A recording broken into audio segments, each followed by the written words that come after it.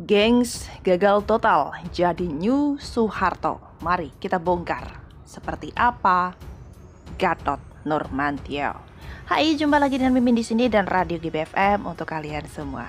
Gengs, masih ingat betul dalam acara Rosi Kompas TV, tepatnya 27 September 2018, Jenderal Purnawirawan Gatot Nurmantio mengatakan ada 3 indikasi tentang bangkitnya PKI.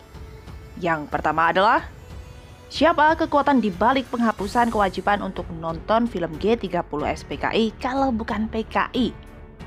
Poin yang kedua, siapa kekuatan di balik penghapusan mata pelajaran sejarah tentang PKI kalau bukan PKI? Poin yang ketiga, siapa pihak yang ingin merubah TAP MPRS tentang pelarangan PKI kalau bukan PKI? Pernyataan Gatot ini langsung dijawab oleh Usman Hamid bahwa logika Gatot ini melompat-lompat, sulit dicerna oleh akal sehat. Kemudian penghapusan sejarah pelontaran PKI, siapa lagi kalau bukan PKI? Kemudian lagi tentang pemberhentian pemutaran film yang selama ini, siapa yang minta itu kalau bukan PKI? Oke gengs, poin-poin yang diucapkan oleh Gatot Nurmantio tersebut akan dikupas tuntas untuk kesempatan kali ini. Lebih tepatnya oleh Usman Hamid. Poin yang pertama yang disebutkan oleh Gatot Nurmantio, di mana dia mengatakan yang menghapus kewajiban untuk menonton film G30 SPKI itu sudah pasti PKI. Jelas bukan, karena yang menghapus kewajiban untuk nonton film G30 SPKI itu adalah Legend Purnawirawan Yunus Yosviah, Menteri Penerangan di era Presiden Habibie. Apakah beliau PKI? Jelas bukan. Yunus Yosviah yang juga penasehat di tim ses Prabowo itu Letnan Jenderal TNI Angkatan Darat Senior Gatot Nurmantio. Di poin yang kedua, yang menghapus mata pelajaran sejarah tentang PKI itu adalah Yuwono Sudarsono, Menteri Pendidikan dan juga di era Presiden Habibie. Apakah beliau juga PKI? Jelas bukan. Dia itu profesor dan akademisi profesional. Poin yang ketiga, yang mengusulkan penghapusan TAP MPRS itu adalah Gus Dur saat beliau menjadi presiden. Apakah Gus Dur seorang PKI? Jelas bukan. Gus Dur itu ulama dan anak seorang ulama pemimpin Nahdlatul Ulama yang ikut memerangi PKI. Gus Dur tidak mau TAP MPRS itu dipakai untuk mendiskriminasi orang yang tidak bersalah.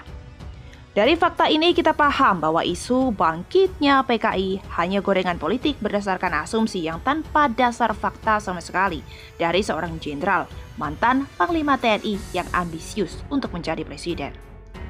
Sebagai mantan Panglima TNI yang memiliki intelijen, seharusnya dia bisa memaparkan data intelijen dan menunjuk hidung siapa-siapa yang mau membangkitkan PKI. Bukan hanya asumsi yang tujuannya hanya untuk mempropaganda politik. Terlihat jelas, Gatot hanya ingin menggoreng isu PKI untuk melakukan manuver politik kotor, membangun stigma bahwa ada pihak yang sedang membangkitkan kembali PKI di panggung politik kekuasaan Indonesia. Jika isu yang ia mainkan mendapatkan reaksi gelombang dukungan, maka ia akan mendapat panggung untuk menjadi pemimpin walau tanpa memegang kendali partai apapun. Gengs, Gatot ingin memutar ulang tragedi 1965 yang memakan korban jutaan jiwa anak bangsa. Kita menolak paham komunisme, tapi juga menolak kriminalisasi terhadap orang yang tidak bersalah yang dituduh sebagai PKI. Gatot yang didukung oleh Donald Trump ingin memerankan Soeharto baru yang berhasil menggulingkan Bung Karno untuk duduk menjadi presiden dengan dukungan strategi dan gerakan CIA yang memainkan skenario PKI.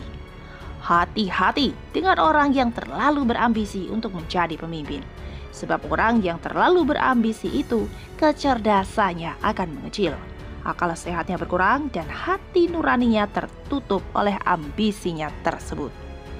PKI itu kejam, jenderal, tapi jangan lupakan sejarah. Neo Khilafah juga kejam. PKI, DI, PII, dan PRII. Mereka sama-sama ingin merebut Pancasila sebagai dasar negara Republik Indonesia. Semua itu harus kita ganyang, sebarkan, dan sadarkan.